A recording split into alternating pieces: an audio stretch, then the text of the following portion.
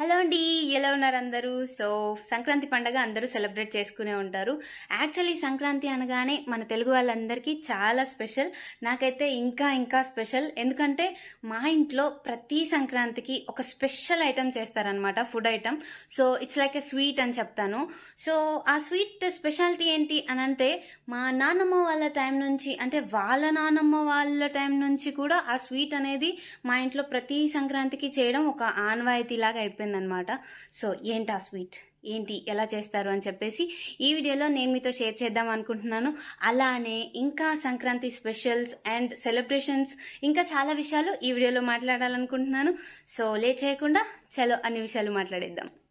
Sweet ఎలా prepare చేసుకోవాలి and ingredients ఏంటి అని అంటే, ఫస్ట్ సజ్జలు. సో వీటిని మనం మంచిగా ఒక 3 to 4 minutes వరకు ఫ్రై చేసుకోవాలి. మరి ఎక్కువసేపు ఫ్రై చేయకుండా నార్మల్గా ఒక 3 to 4 minutes వరకు ఇలా వైట్ గా పాప్ అయ్యే వరకు ఫ్రై చేస్తే చాలు. నెక్స్ట్ వచ్చేసి జొన్నలు. సో వీటిని కూడా అంతే, ఒక 3 to 5 minutes వరకు ఫ్రై చేసుకుంటే చాలు. ఇప్పుడైతే మేము ఈ మిల్లెట్స్ అన్ని కూడా కొని ఈ స్వీట్ ప్రిపేర్ చేస్తున్నాము. కానీ మా నాన్నమ్మ వాళ్ళ టైంలో ఏంటంటే, వాళ్ళు ఈ పంటను పండించి ఓన్లీ పండిన పంటతోనే వాళ్ళు ఈ స్వీట్ అయితే ప్రిపేర్ చేసేవాళ్ళు. పంట పండిన తర్వాత దాన్ని ఇంటికి తీసుకుని వచ్చి క్లీన్ చేసేవాళ్ళు అనమాట. అంటే రాళ్ళు, దుమ్ము, చెత్త ఏమీ లేకుండా.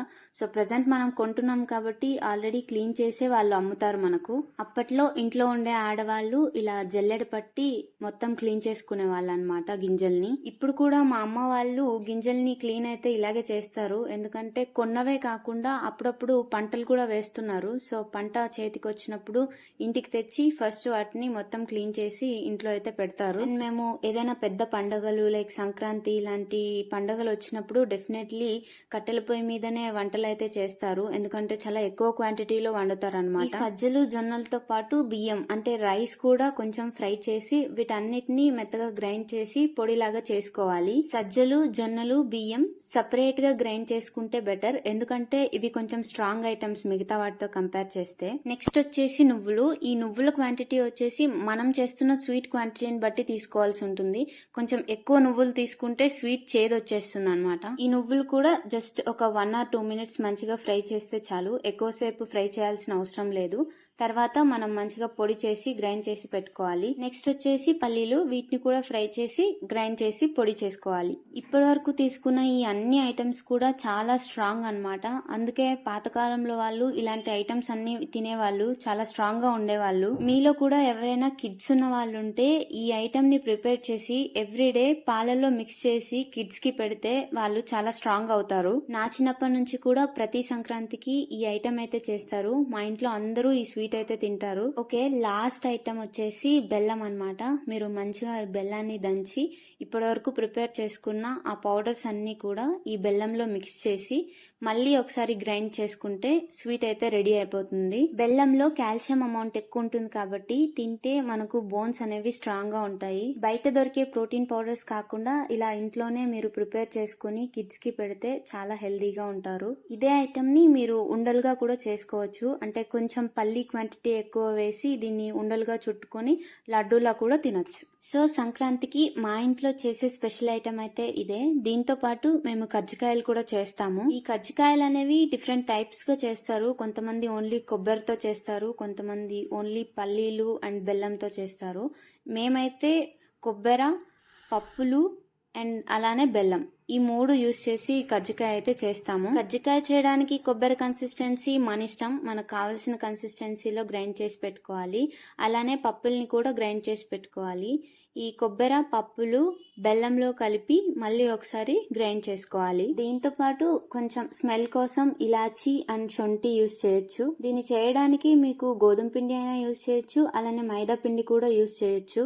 మా ఇంట్లో ప్రతి సంక్రాంతికి చేసే కామన్ పిండి వంటలు అయితే ఇవే. మీతో కూడా ఈ విషయం షేర్ చేసుకుందామని చెప్పి ఈ వీడియో చేశాను. మీతో ఇంకొక విషయం ఏం చెప్పాలి అని అంటే, నేను ప్రతిసారి ఇంటికి వెళ్ళినప్పుడు మిస్ అవ్వకుండా డెఫినెట్లీ తినే ఐటమ్ వచ్చేసి మునగాకు ఫ్రై. సో మునగాకు చాలా అంటే ఐరన్ డెఫిషియన్సీకి చాలా మంచిది.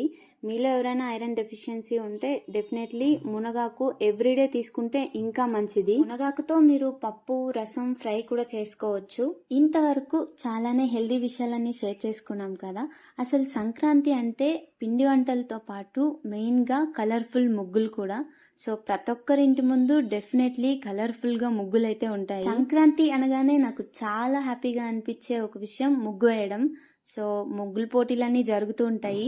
నేనైతే ముగ్గుల పోటీల్లో పార్టిసిపేట్ అయితే చేయను, కానీ మా ఇంటి చుట్టుపక్కల ఉన్న వాళ్ళందరితో పోటీ పడి మరీ ముగ్గులు వేస్తాను. సో ఈసారి సంక్రాంతికి నేను వేసిన ముగ్గు ఇదే. ముగ్గు ఎలా ఉందో కమెంట్స్లో చెప్పండి. అదేంటో కానీ సంక్రాంతికి పొద్దున్నే లేచి పోటీగా వేసే ముగ్గులో వచ్చే కిక్కే వేరప్ప. వీటన్నిటితో పాటు ముగ్గులో పెట్టే గొబ్బెమ్మ లేకుండా పండగ అయితే కంప్లీటే అవ్వదు. ఆవు పేడతో చేసిన ఈ గొబ్బెమ్మలో మేమైతే డెఫినెట్లీ గుమ్మడికాయ ఫ్లవర్, అలానే తంగేడు పూలు ఖచ్చితంగా పెడతాము.